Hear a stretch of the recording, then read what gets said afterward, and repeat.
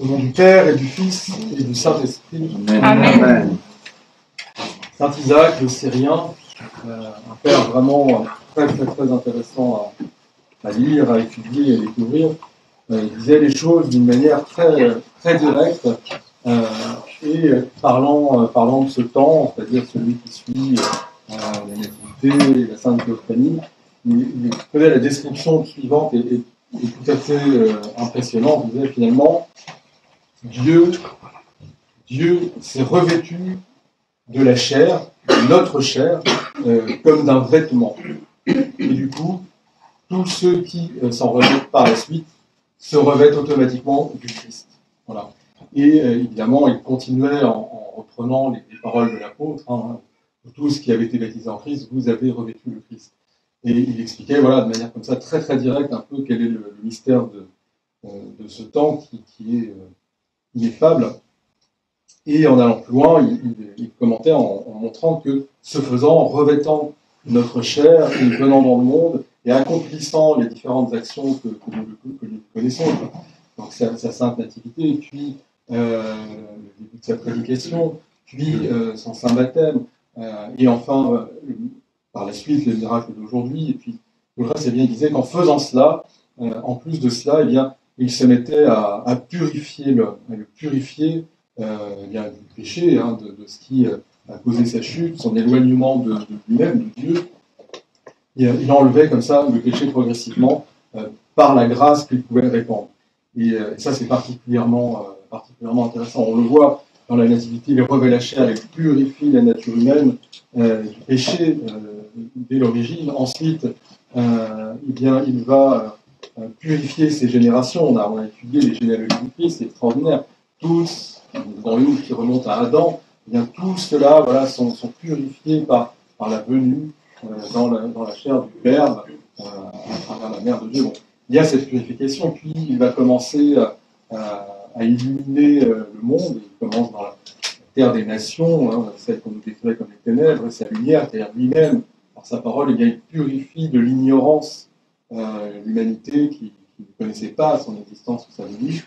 Enfin, il va purifier la nature dans les eaux du Jourdain, à nous donner le baptême pour revêtir ce qu'il est lui-même. Et puis aujourd'hui, il purifie 10 lépreux de cette maladie épouvantable qui défigure l'homme, qui rend dissemblante l'image que Dieu y a placée, qui altère vraiment ce qu'il est, et qui est une maladie vraiment redoutable. Nous comprenons bien sûr que cette lèpre, bien qu'elle soit réelle, bien que l'Église était réellement guérie, que tout cela se soit vraiment passé, c'est historique, c'est pas du tout quelque chose de l'ordre de la parabole ou de l'allégorie, mais en même temps, nous savons qu'il y a encore un sens derrière et que la lèpre représente bien sûr le péché, cette image aussi de Dieu, du Christ qui est en nous, qui est défiguré par le péché, par la chute. Et le Christ, eh bien, encore, va avoir cette capacité de purifier ces 10 hommes de ce péché de manière spectaculaire, puisqu'il n'a même pas à les toucher.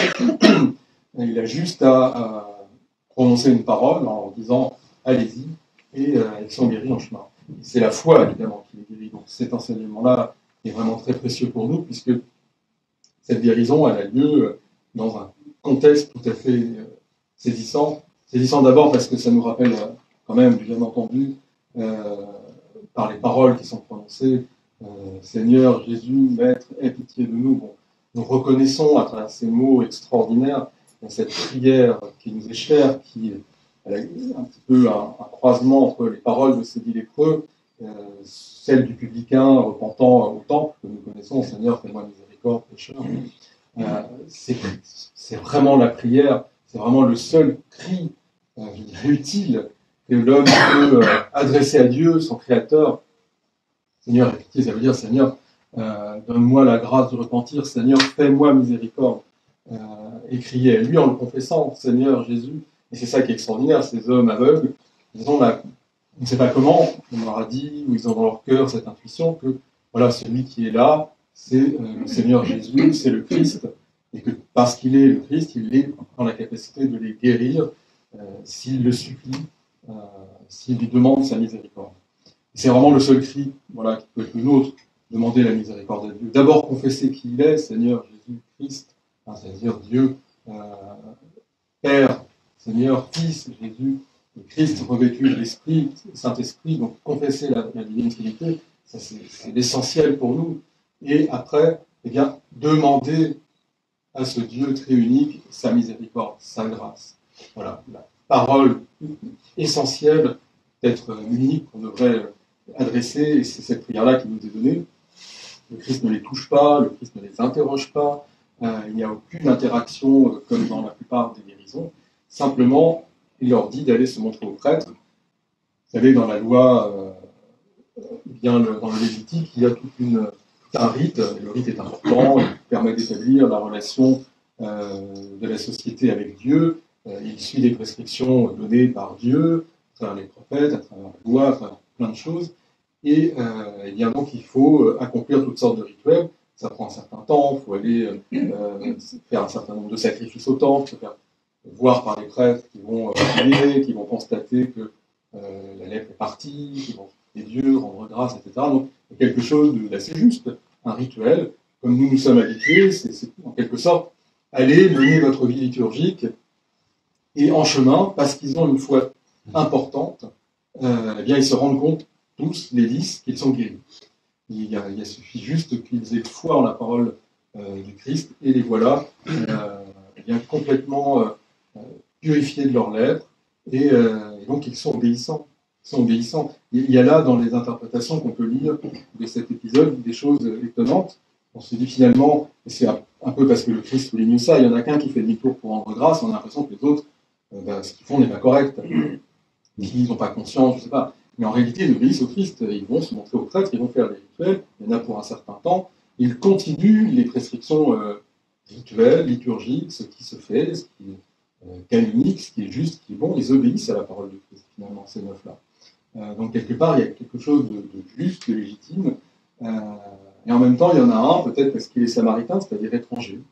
Et bien lui, comme les autres, en chemin, il se rend compte de ça, mais qu'est-ce qu'il fait? Il revient, et il loue Dieu. Il rend grâce à Dieu. Eh bien, parce que je dirais quelque part que certainement la grâce qui l'a guéri peut-être été un peu plus loin, et dans la déification qui lui est donnée, il a cette conscience de ce qui vient de se passer, de cet acte d'amour, et eh bien la grâce a besoin de retourner à celui qui l'a envoyé. Donc il va voir le Christ et il lui rend grâce. Il rend cette grâce.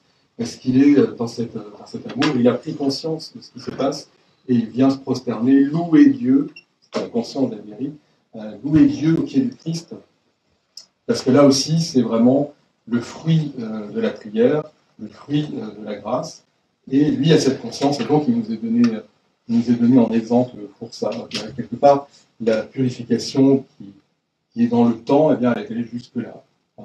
Comme nous, lorsque nous recevons les saints mystères, et bien voilà, après nous rendons grâce aussitôt, en tout cas la liturgie nous prescrit, parce que c'est la réaction de l'âme qui doit être la nôtre.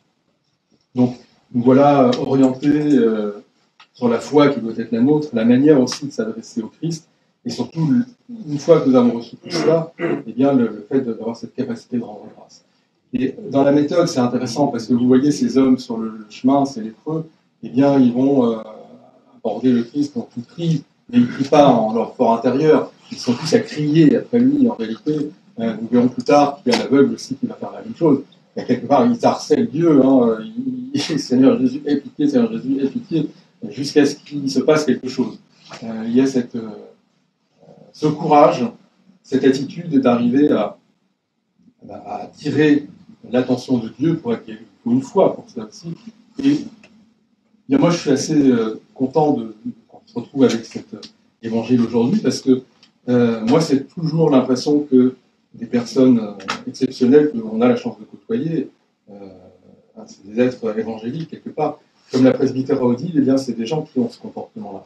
Et c'est pas juste quelque chose d'abstrait. Avoir cette capacité de prendre son courage, de tout faire, de prier, de harceler Dieu, de harceler de réclamer cette miséricorde, de réclamer cette purification, de réclamer cette guérison, eh bien, c'est pas donné à tout le monde. Voilà.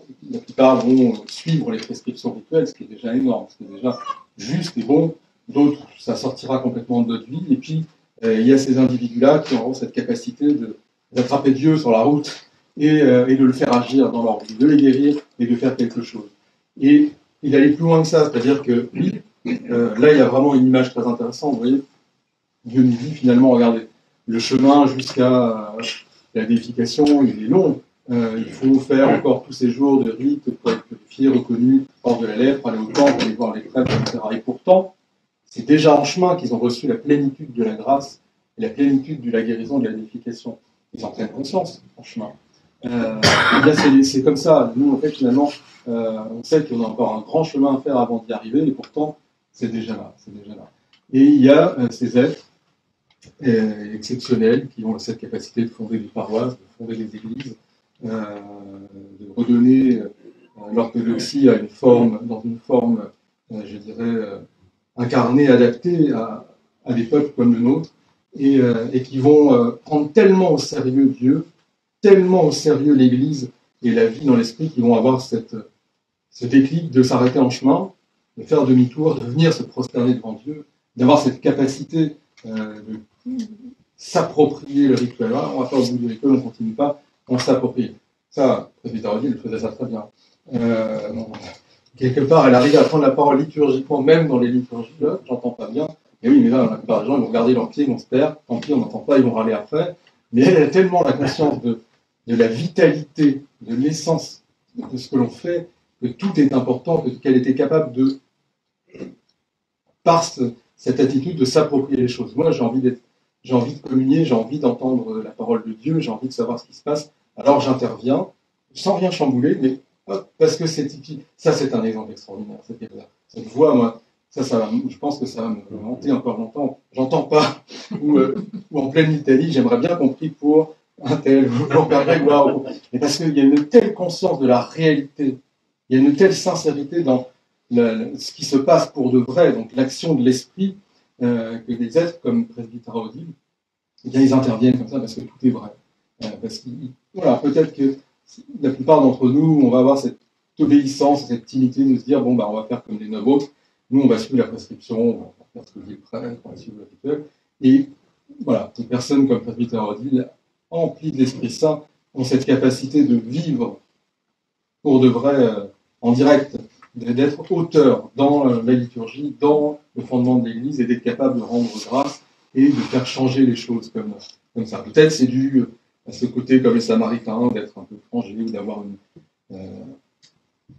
quelque chose d'autre dans son passé. En tout cas, moi, c'est un exemple absolument extraordinaire, cette façon d'être qui me fait vraiment penser à ce lépreux guéri samaritain qui rompt un peu avec... et pourtant, tout est juste, mais que le Christ va donner en exemple et va louer. Et moi, je rends vraiment grâce à Dieu pour la presbytérologie. Il nous l'a donné, et pour moi, ce sera cet exemple-là extraordinaire. À notre Dieu soit honneur et gloire pour les siècles des siècles. Amen.